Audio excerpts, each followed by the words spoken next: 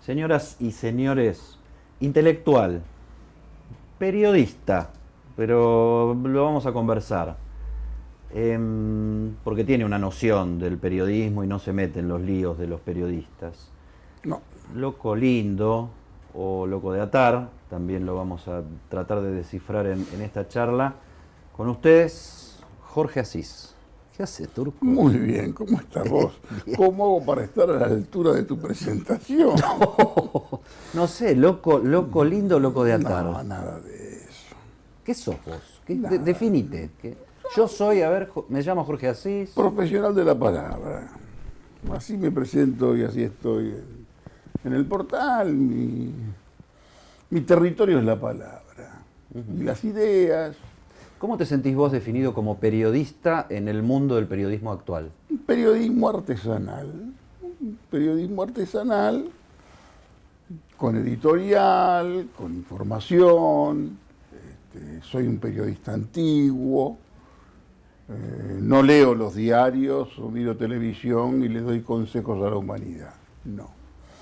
Soy antiguo en esto, tengo muchos off the record, estoy mucho por los cafés, o no en los cafés ahora por la cuestión de la notoriedad, tanto en cafés no ando, sí en algunos hoteles de alrededor, y también tengo el proyecto de tener una oficinita porque no puedo andar con tanta gente. Y el off the record, el periodismo antiguo, y el periodismo, sí, digamos. El periodismo, sí.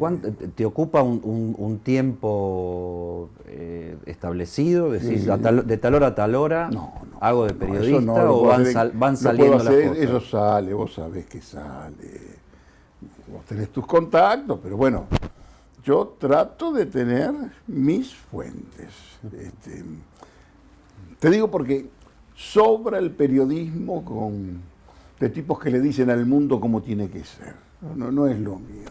Yo trato de ir a la información y a partir de la información, ahí viene la interpretación. Tratar de ir reconstruyendo lo que es, Pero por aparentemente, supuesto, por lo menos. Supuesto. Y ya no tengo más fantasías. No. ¿De qué tipo? No tengo fantasías en el sentido de, qué sé yo, de cómo tiene que ser el mundo, cómo tiene que ser la realidad. Hablo con la gente y trato de interpretar el momento. Este momento, por ejemplo. Ahora, ese periodismo artesanal, ¿cómo se combina? Porque vos sos un intelectual, vos sos un escritor, Sí. vos sos un novelista, Sí. que en sus novelas juega el ensayo también, porque registra la realidad y la confronta con ideas, Me interesa con mucho contradicciones. la problemática del poder, que en muchos aspectos lo podés hacer en el periodismo. Hay, por ejemplo, en este momento yo siento la necesidad, me parece que, por ejemplo, el kirchnerismo, el último tramo de la política argentina, en los últimos 25 años de la política argentina, son para la novela. Solamente se pueden abordar bien desde la novela.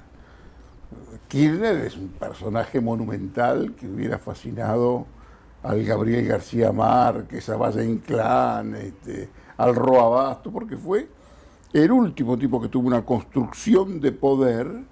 ¿Estás reescribiendo el kirchnerismo desde Kirchner? Porque venís insinuando que Kirchner es de novela, parece que estuvieras vendiéndome la próxima. Es que casi como que te la vendo. La política en la Argentina tiene mucho que ver con literatura. Hay problemáticas del interior de la Argentina, temas de poder del interior de la Argentina que son para la novela. Que vos en una nota periodística podés contar algo, pero para los personajes, para ir al fondo de los personajes, hay una novela mía que se llama Hombre de Gris, no sé si la conoces, sí, que fue la primera de una serie de novelas políticas, que están todos los temas que me interesan de la política, el poder, el mantenimiento de poder, el armado de estructuras de poder, traición, la conservación del poder a partir de la certeza y la sospecha de que nadie tiene que crecer. Todos esos manejos que se hacen desde el poder, eso se explica desde la literatura. Y vos, el kirchnerismo, ¿cómo haces para explicarlo a quien sea? Si yo te lo pongo a un fiscal en una excavadora en medio de la nada, en Santa Cruz, seguido por 2000 mobileros periodistas del barro tuyo, mientras tratan de desenterrar billetes de 500 euros de algún lado. Eso no lo podés explicar desde el periodismo. Desde el periodismo se te puede agotar con 3 líneas. Y eso es literatura y eso es algo casi fantástico. ¿Pero porque eso era ficción o porque...? Porque se entrelaza la ficción con lo que es. Pero como personaje me parece que lo más interesante... Al punto de que mucha gente queda convencida de que abajo de esos terrenos había monumentos de billetes de 500 euros. Para la literatura, vos para el periodismo tenés que contar qué es lo que pasó. Para la literatura eso es un punto de partida, para que pase lo que a vos como novelista te parece que pudo haber pasado. ¿Entendés? Pero la Argentina tiene, por muchísimas cuestiones, es una de las realidades políticas más literarias. Arranco por un lado, por un frente intelectual o algo así, porque tiene actualidad y porque de golpe empezaron a salir desde las piedras los anteriores o antiguos referentes de Carta Abierta. Horacio González la semana pasada con esto de revalorizar la guerrilla de los 70, Ricardo Forster hace pocas horas con el tema de revalorizar 678. ¿Cómo respetás a los intelectuales de Carta Abierta? Sí. ¿Sí? Sí, por supuesto. Horacio González es un intelectual de primer orden. Es un intelectual y es un pensador de la política y de la cultura. Eso que dijo, esa frase suelta en un reportaje de la agencia Paco Urondo, es irrisorio y menor comparado con todo lo que se escribió en la primera década del 2000 de todo lo que tenía que ver, que aludía a la guerrilla. ¿Entendés? Pasa que acá hubo un cambio de gobierno, un cambio casi de estética. Pero esto, vos lo leías hace 7, 8 años y era... Pasaba de largo. Nada. Y aparte, los que se alarman por lo que dijo, yo puedo decirte cosas que pueden ser más alarmantes. Yo me siento orgulloso de mi generación. ¿Entendés? Pese a que tuve disidencias políticas con todos los muchachos que estuvieron, que yo perfectamente pude, a mí me salvó, yo no estuve con esos muchachos porque yo estuve en el Partido Comunista. Y yo cuando tenía 20 y pico de años y estaba en el Partido Comunista, en aquel momento podía haberme tentado quizás con cualquier otra alternativa, como tuve tantos amigos que se tentaron por otra alternativa, que se pudieron haber equivocado. Los testigos de mi primer casamiento, grandes amigos, los 2 desaparecidos. Y yo sería un canalla si te dijera que los tengo que tomar simplemente como equivocados. Son tipos que se juzgaron por lo que verdaderamente creían. Y tenían, viste, una utopía que... Yo felizmente, como estaba en el Partido Comunista en aquel momento, los trataba hasta con cierto paternalismo porque los miraba como precipitados, pequeños burgueses, ahora, con todas estas cuestiones, pero como parte del no hay nada para que alarme tanto, ¿no? No, pero yo tengo una visión no igual porque generacionalmente tenemos unas pequeñas diferencias de alguna década, digamos, pero... yo creo que no se puede analizar con las categorías ni las realidades del presente lo que fue la historia, su contexto y lo que generacionalmente pasaba en los 70. Vos, años 70, yo me encontré, y llegaba a una reunión y la pregunta era, ¿te analizabas? ¿Con quién te analizabas? ¿Y dónde militabas? Y si estabas calzado o no estabas calzado. Y si estabas calzado o no estabas calzado. Y para levantarte una mina tenías que saber de muchísimas cuestiones. ¿Entendés? Cambió todo, por supuesto. Ahora, mi coincidencia biográfica tuvo que ver con ese entusiasmo. Está. Ahora, ¿a quién le habla Horacio González hoy, aparte de la agencia Paco Urondo, diciendo revalorizar la guerrilla de los 70 cuando hay un candidato a presidente en el peronismo puesto por Cristina Fernández de Kirchner, que parece que no quiere tener demasiado que ver con esas cosas. Te diría que es una distracción de su parte, porque él estaba hablando para un medio como la agencia Medio Paco militante. Urondo, el mismo nombre de Paco Urondo, quien, ¿vos te crees que alguien recuerda alguno de los grandes poemas que escribió Paco Urondo? Como, qué sé yo, la amistad, lo mejor de la poesía. Yo como me inicié con la poesía, yo conozco la poesía de Paco Urondo. Hoy hablar de Paco Urondo es hablar de aquel Paco Urondo que tuvo ese final, ¿no es cierto? Ahora, él, en una entrevista, ¿qué es lo que pasa hoy? Que como todo se levanta y todo adquiere una trascendencia, no hay hoy medios que sean más importantes que otros. La única revolución que triunfó es la revolución de los medios de comunicación. Todos los intentos revolucionarios fueron para el demonio. Lo único que funcionó fue esto. Estamos hablando de una época a la que alude Horacio González y aludo yo, y vos recordás que ni siquiera existía el fax. ¿Vos te podés imaginar lo que hubiera hecho Perón en el exilio con todos estos aparatos? Con Twitter. Lo que hubiera sido la guerrilla, lo que hubiera sido la represión incluso, con todos estos elementos, es casi un fenómeno para la literatura. Y vos imaginate lo que eran los contactos, lo que eran esas citas de contactos. Son cosas que son inimaginables con el mundo de hoy, ¿entendés? Es la prehistoria. Argentina todavía tiene presos del otro bando que son presos de la prehistoria, de antes que existiera todo esto que modificó todo, ¿no? Una de las cosas que poetizaba Paco Urondo era la palabra como arma. Pasa que él, aparte de la palabra como arma, tenía el arma en la cintura. Pero la palabra no es un arma. Sí, pero aquello era otro momento histórico. Pero digo hoy, porque hoy la palabra se usa demoledoramente. Sí, yo como profesional de la palabra te digo que la palabra hoy es riesgosa, hay que saber utilizarla. Y de pronto, una palabra de más, expresada en cualquier entrevista de un cable de pueblo, que a vos te parece que esto no va a tener tanta gravedad, no es una entrevista que estás haciendo, qué sé yo, con Bloomberg, no. Y todo eso se registra, salta y la reacción se viene. Para mí lo que dijo él no es para merecer tanta alarma, ¿no?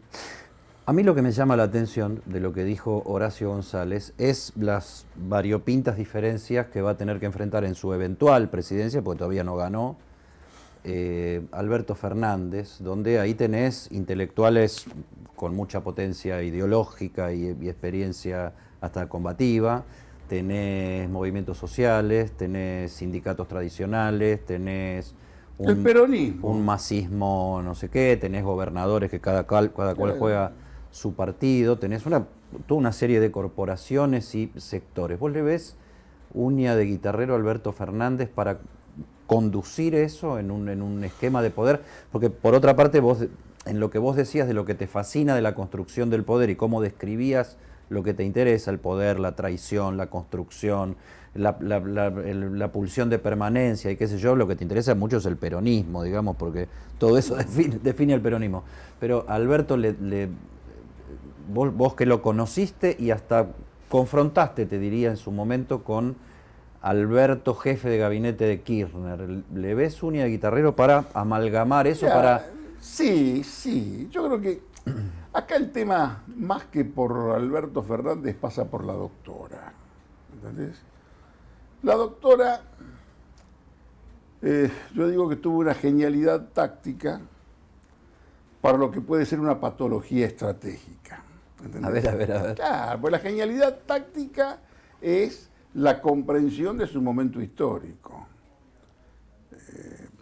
Por supuesto, ella le lleva, se van a enojar mucho con lo que te digo, le lleva un cementerio de ventaja a casi todos sus contemporáneos en materia política.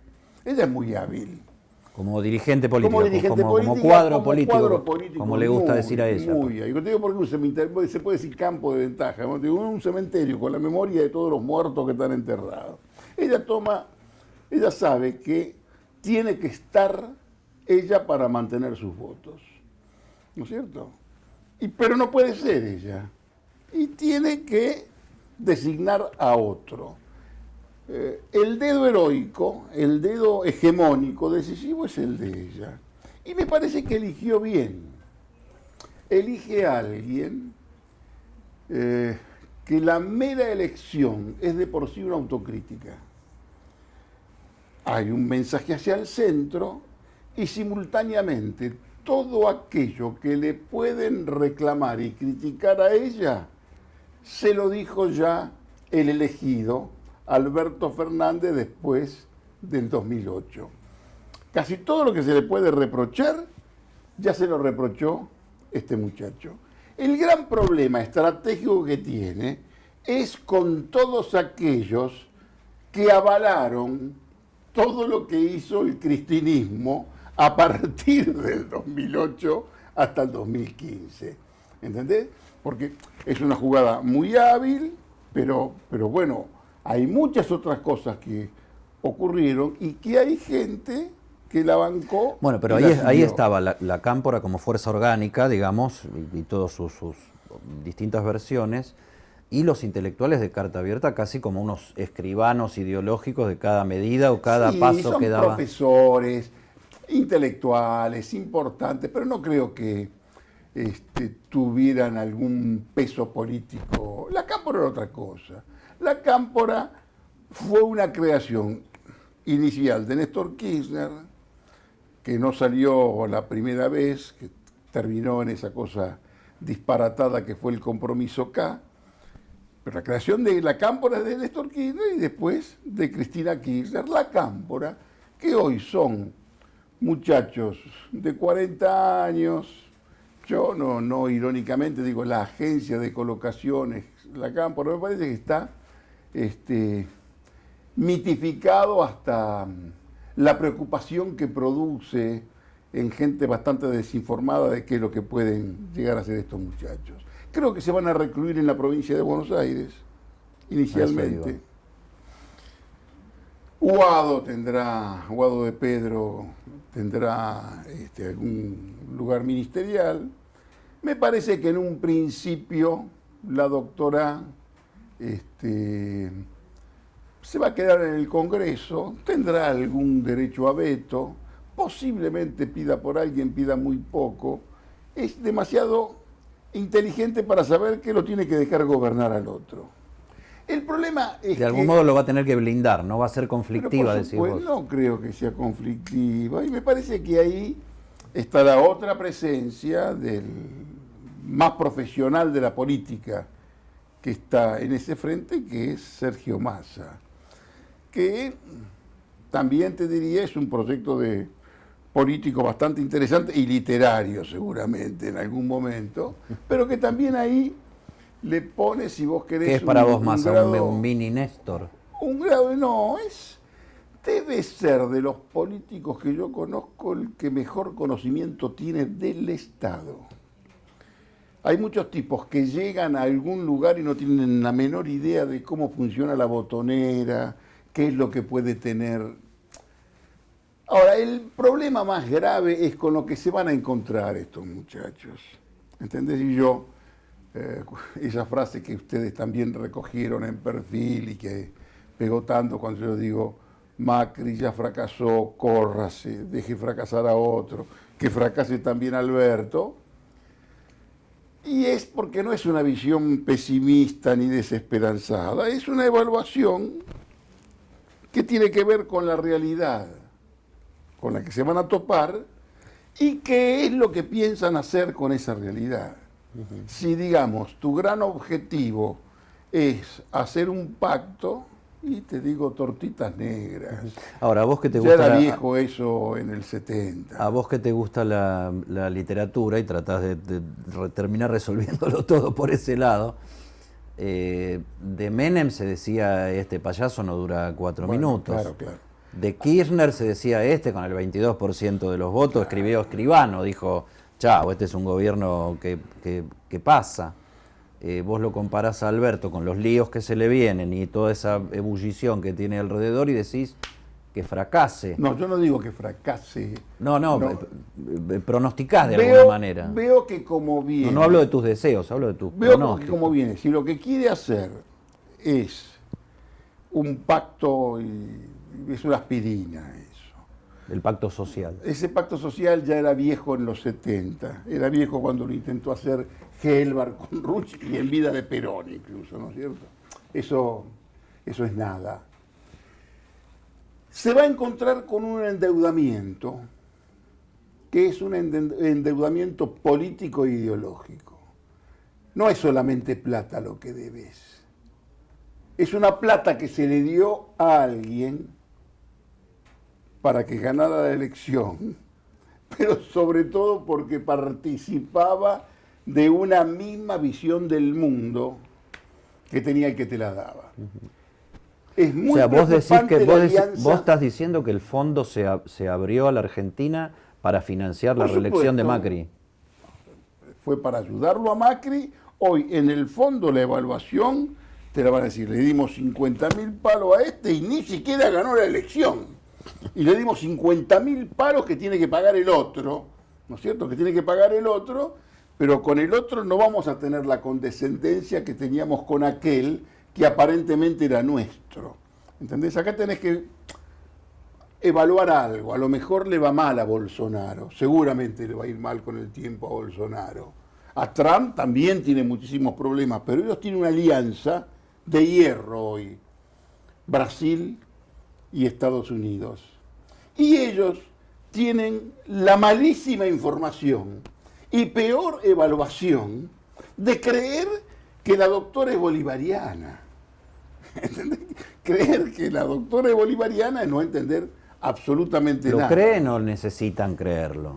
Mirá, Quieren creerlo. Tal vez necesitan creerlo, lo porque novelan. acá no hay grises para ellos. Digamos, en la decadencia de este occidente no existe la menor posibilidad de atenuar nada, de alternar nada, ninguna interpretación mediana. Cuando dice Alberto, con el tema Venezuela, vamos a seguir mejor el camino de López Obrador, es no entender lo que pasa. Porque si vos decís, nuestro camino es seguir la idea de López Obrador, te van a decir, para nosotros es un enemigo. Por eso te digo que el endeudamiento hoy es ideológico, es político. Es plata y compromiso político. Es plata y compromiso político, vos lo dijiste, es exactamente eso. Ahora, vos decís, ya fracasó Macri. Sí. Toda la hondanada esta del sí se puede, con el triunfo en Mendoza del domingo pasado de Suárez y Cornejo. Sí. ¿No le queda ninguna chance? ¿A quién? A Macri. No. Olvídate. Acá todos se sorprenden porque, todos pensaban que tenían, los que están en ese espacio, que tenía por lo menos 4 años por delante casi asegurados. Ojo, lo que te digo con mucho respeto a Sergio Denis y como admirador de Sergio Denis, pero lo que yo te digo es que Macri fue a las PASO con la misma inocencia con que Sergio Denis fue a dar ese show en Tucumán. ¿Entendés? Contento, malo el escenario. Se partió la cabeza. ¿Qué pasó con Macri? Macri va a las PASO con un Marcos Peña que le decía que perdemos por 1 punto, con un Duhovne que le decía hay síntomas de recuperación de la economía. Y cualquiera que le dijera algo distinto era un mala onda, y fue así a las PASO y ahí se terminó todo. El triunfo de Cornejo es el triunfo de Cornejo.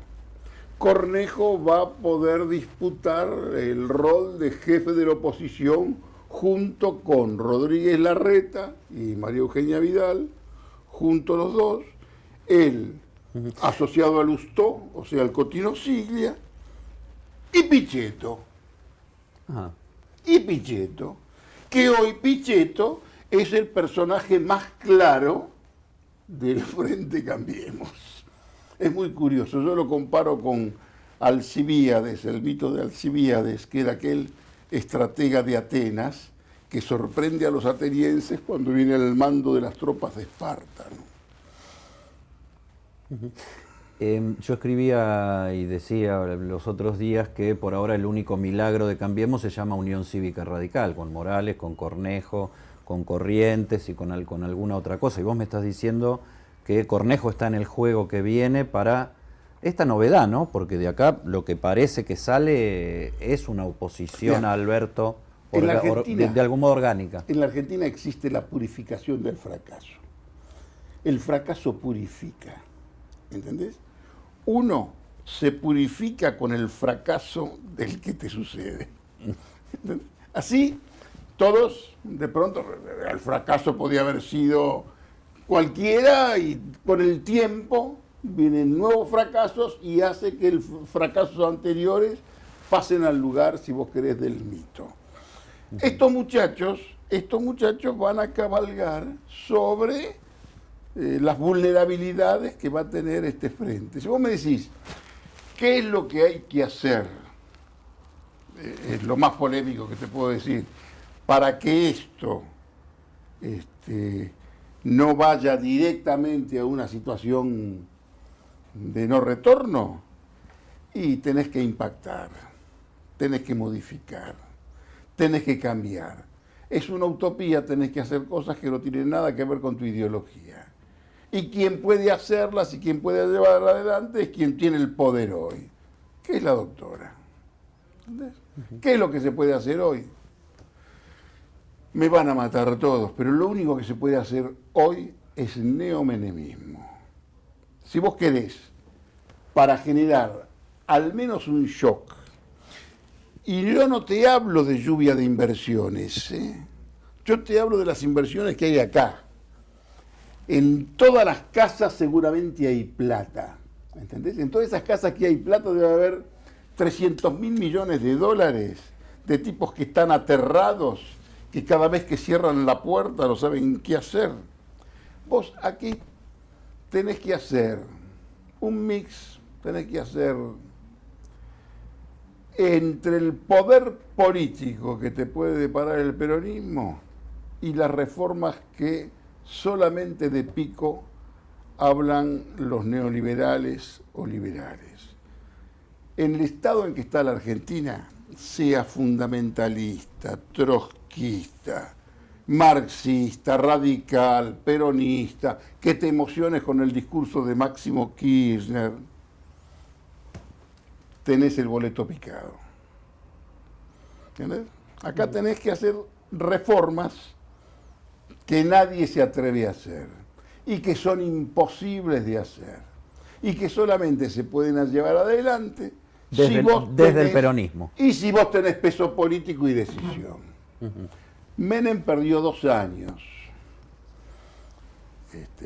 No te dan hoy 2 años y menos en este estado que está la Argentina. Si vos me decís, ¿qué es lo que yo haría en lo inmediato? Por lo menos para generar un poco un shock. Y yo sinceramente trataría de brindarles confianza a todos los argentinos que tienen... A esos 300.000 millones en el colchón. Que están acá, que están acá. Y no te hablo de reforma laboral, todas esas cosas que piden. Reforma laboral en todo caso cuando la economía te empieza a crecer un poco. Para la inflación. Habilita el uso del dólar como moneda de cambio también en la Argentina. Tenés que hacer medidas de urgencia en un momento de urgencia, de una situación muy delicada, que no te lo van a decir. Pero, por ejemplo, una mujer como la doctora... No te lo van a decir ahora. No sé si ahora. Te lo van a decir después. Yo creo que no pueden perder un día. No creo que pueden perder un día. Creo que un tipo como, y según mi información probablemente mala, como digo, un tipo como Alberto Fernández está preocupado por la sidra de fin de año. ¿Entendés? Porque, digamos, esto se ha manejado con una irresponsabilidad total. No solamente no vas a tener reservas, no solamente va a ser muy difícil conseguir crédito, A los que les debés es una deuda ideológica y política que no va a hacerte ninguna facilidad para cobrártela. Vamos a hacer un pequeño cortecito y vamos a la parte final de la nota. Ya estamos de vuelta.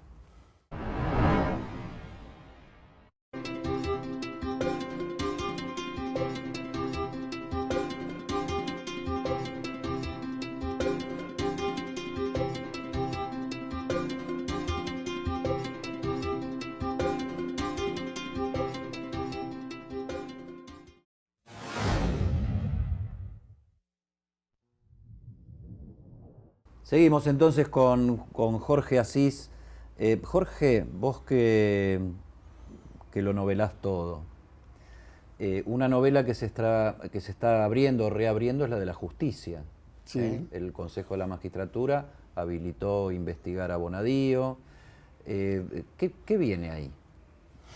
¿Macri preso?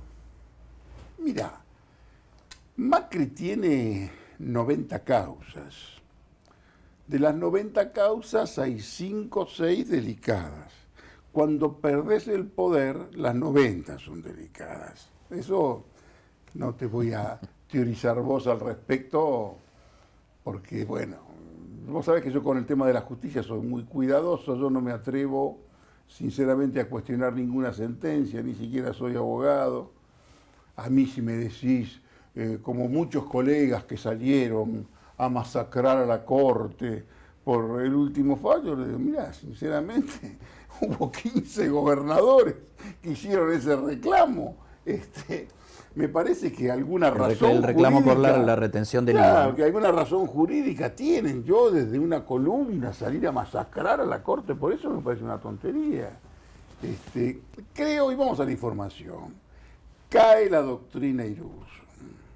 Cae la doctrina Irurzun, yo puse en alguna nota como alguna braga contra un paredón en la década del 60. Cae esa doctrina, es decir, caen las prisiones preventivas. Van a quedar muy poco los que tengan sentencia.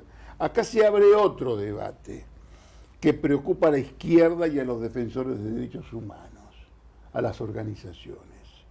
Al caer la doctrina Irurzun, al caer el tema de las prisiones preventivas, hay por lo menos 70, 80 presos militares por lesa humanidad que tienen el mismo derecho que tienen los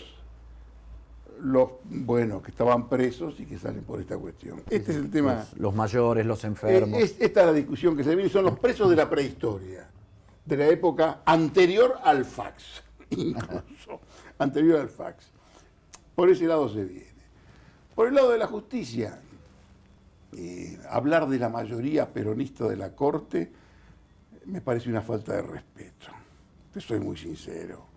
Yo conozco a estos jueces de la Corte y jamás los descalificaría diciendo una cosa semejante.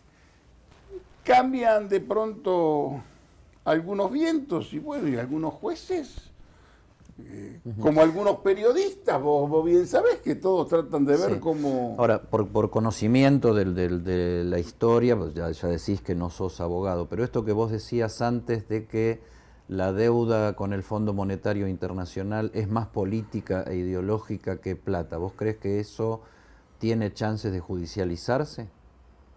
¿Qué? ¿La deuda? La deuda y su contracción y dónde fue a parar esa plata y... Pero por supuesto que sí, este es el problema. Digamos, acá se han comido, digamos, la herencia, lo que toma Macri. La Argentina es una sucesión de herencias espantosas recibidas. La herencia de Macri fue una herencia complicada. Los que se querían poner críticos decían, nuestro error fue no haber dicho el primer día. Macana, desde el primer día hablaron de la herencia y demás. La herencia que recibe este muchacho, Alberto Fernández, con mucho respeto, yo digo con su atuendo de personaje de Mario Benedetti, ¿viste? De la literatura de Benedetti, es infinitamente peor, con una deuda, con un endeudamiento atroz que es político. Y vos cuando ves ese endeudamiento decís, a ver, ¿dónde está la plata? A ver, mostrame por favor los transatlánticos, los portaaviones que hicieron estos muchachos, cómo Bueno, modificaron la... el No hay macrismo, nada. el macrismo te dice las obras. Las obras. Las sobras, las obras.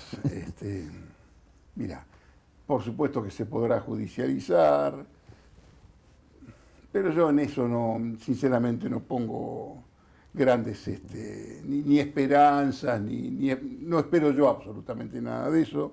Vos sabés que yo el periodismo patrullero, el periodismo basado simplemente en la denuncia, El carpetazo. en la prisión del otro, a mí sinceramente no me interesa. Me interesaría mucho más ver cómo hacen estos muchachos para evitar esta idea del colapso, que yo sé que les preocupa. ¿Vos crees que, de acuerdo a la información y a tu percepción, el Papa va a tener mayor influencia en la política local? La tiene desde ya el Papa. El Papa tiene una gran influencia, como tienen influencia las organizaciones sociales. Gracias a las organizaciones sociales, gracias a los Grabois de este país, a los Daniel Menéndez, esto no estalló. No voló por el aire. ¿Entendés? Coincido. Gracias a estos muchachos, me parece que son de una frivolidad infinita los que cuestionan. Gracias a estos tipos esto no estalló. Y el Papa, Otro la invento original de Néstor Kirchner. Promovió sacarlos de la calle organizándose. Ahora, Jorge, lo que vos planteás de los movimientos sociales, de Grabois, de Menéndez, del Chino Navarro, con quienes también algunos de ellos hablás, que de algún modo fueron parte de la solución de que por lo menos la crisis no estallara, no hubiera saqueos, explosiones o se fuera de madre todo. ¿No se convierten también para el que venga ya como conducciones consolidadas en parte del problema? No, sinceramente, puede ser, pero no creo que perfectamente si con Alberto, con la doctora, bueno, asegurarles la misma posibilidad de contención y alguna política que favorezca a los que ellos representan. Pero eso es básico, eso en el peronismo hay algo que nunca puede faltar ni fracasar. En el peronismo no puede faltar comida, ¿entendés? En el peronismo que puede haber pobreza, pero comida. Esto, ¿sabés quién lo dice muy bien? Guillermo Moreno. Con lo que no te tenés que meter es con la comida del tipo que labure, ¿no es cierto? Eso lo tenés que asegurar. La comida y la instrucción. ¿Entendés? Sí. Si no, directamente andate a otro espacio de la política. Pero bueno, puede ser parte del problema, pero más bien te diría... No, digo parte del problema porque la pobreza sostenida en el tiempo, financiada con planes sociales desde el Estado, necesarios en la emergencia siempre, pero cuando la emergencia se te prolonga durante décadas y vos ya empezás a tener generaciones que no reingresan al sistema del trabajo. Se te instala como una cosa permanente. Y tenés una especie de, entre comillas, aristocracia de los pobres que conduce todo eso y en algunos casos se financia, digamos, la continuidad de esos movimientos, también ahí se te genera una contradicción y un problema, ¿no? Físico, ni buenos ni malos, digamos, un problema de cómo contener, porque vos ahora tenés una dirigencia sindical medio en decadencia, porque las organizaciones sociales con un 35% de pobres, un 35% que es por ingreso y es mentiroso, es la mitad, digamos. Debe ser más. Pero, digamos, esto es un enigma así por verse. Ahí, cuando dicen creación de puestos legítimos de trabajo, vos sabés que es mentira. No hay posibilidades de crear y decir, para eso hay que crecer. Con estos intereses, con esta inflación, es imposible crecer. Acá tenés que dar un shock de credibilidad y de confianza. O sea, ¿vos crees que hay movimientos sociales y planes sociales para rato? Y creo que eso vino para quedarse. Jorge, la última. ¿Es novelable Alberto Fernández o le falta? Mira, es para esto es para estudiosos de literatura, es para un cuento de Roberto Mariani, él tiene alguna cosa, cuando yo digo personaje de Mario Benedetti son Eso, aquellos... ¿qué quiere decir personaje de Mario Benedetti? Y son los poemas de oficina, el personaje de la tregua, que es un hombre en apariencia gris, conflictuado por su posible sobrepeso y con sus inquietudes artísticas. ¿Por qué le puse yo el poeta impopular? Una vez voy a una celebración, un cóctel, no me acuerdo, y de pronto apareció un muchacho con la guitarra y se puso a cantar. Y tiene algo de ese muchacho que quiere cantar, ¿entendés?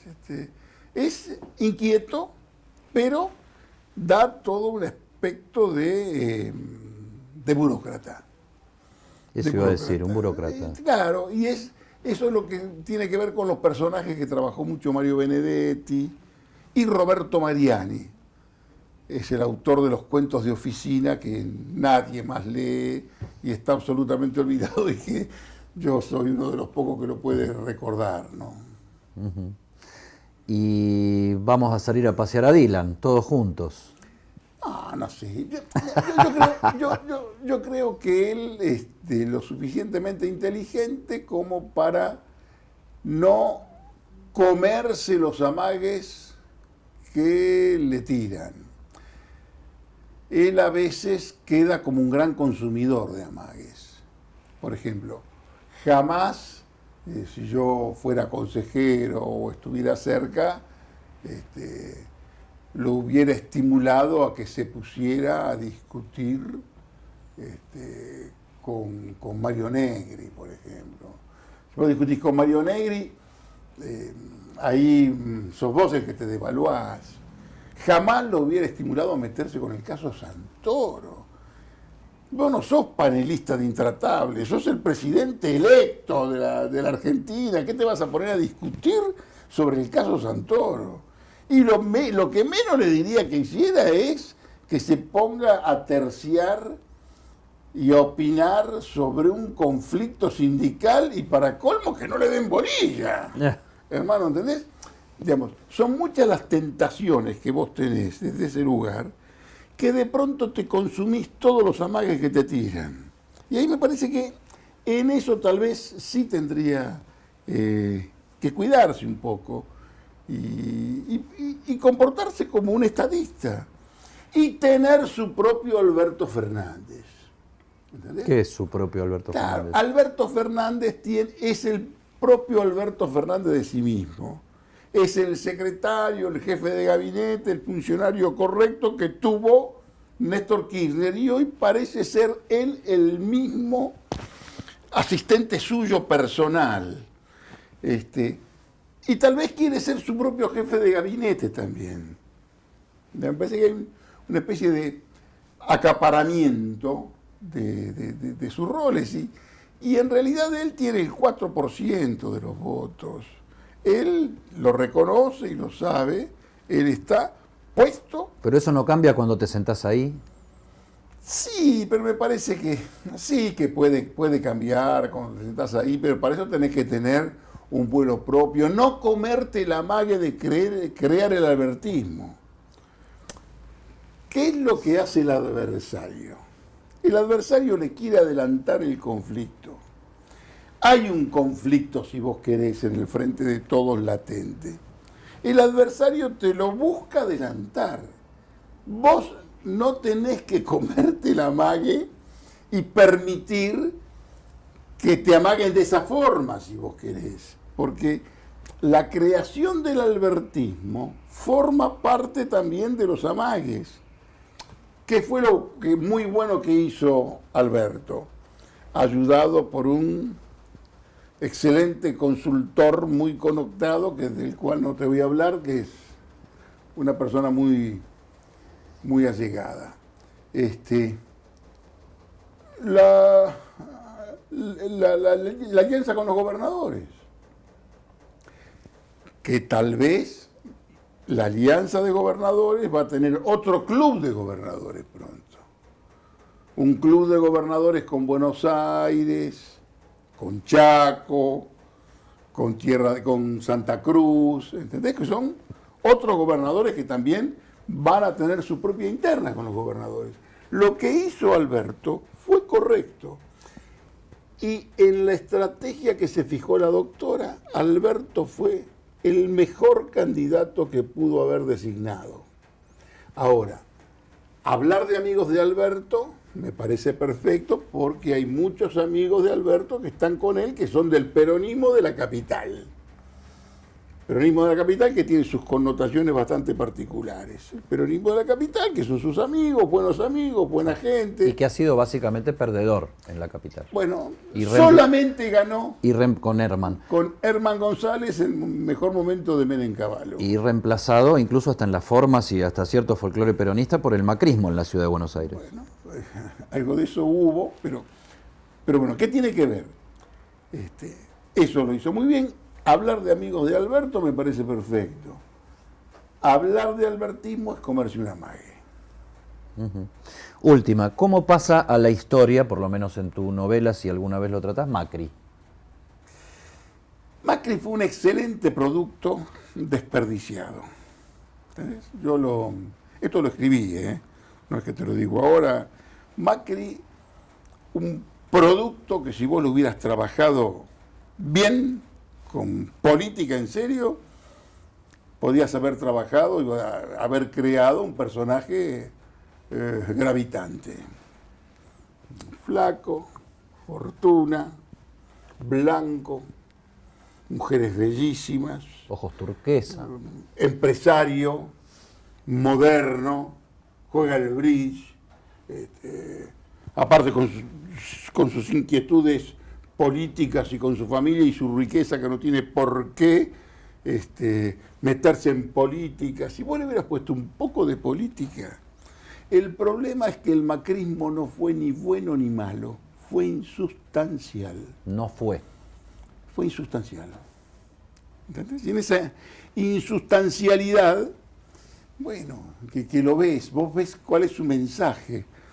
Vos, con un personaje de estas características, partidario del libre mercado y demás, a mí me das ese producto y si me haces un poco de caso, por lo menos te invento como estadista. Te invento como un hombre de Estado, como un tipo que puede hablar de muchísimas cosas. Fíjate cuál es, analizá el discurso, los últimos discursos de Mauricio. Este es el único camino, no hay ningún atajo, a vencer, se puede, todo por arriba en consigna que funcionó en algún momento, pero de pronto te pasó como a Sergio Denis, ¿entendés? En tu cotejo con la realidad te fue mal. Cuando te juntás con gente que si hace alguna observación crítica, por ejemplo le dice ahora que estás en un buen momento, es el momento de ampliar la base de sustentación política, le parece que es una desautorización, ¿entendés? Él tuvo políticos a los que les debió haber hecho más caso, que no le hizo caso, porque le era mucho más fácil y más cómodo lo otro, ¿no? Y se cayó del escenario. Señoras y señores, Jorge Asís en el barro se metió, nos invitó gentilmente a su casa, no hay barro, está todo bastante limpito. Me quedo con un razonamiento, un pronóstico de Asís que por ahí es literario, ustedes definirán o la realidad lo dirá después. Cristina liderando detrás de Alberto Fernández una única salida para la Argentina, que es el neomenemismo. Papito. Nos vemos pronto, gracias, Turco. A vos, querido.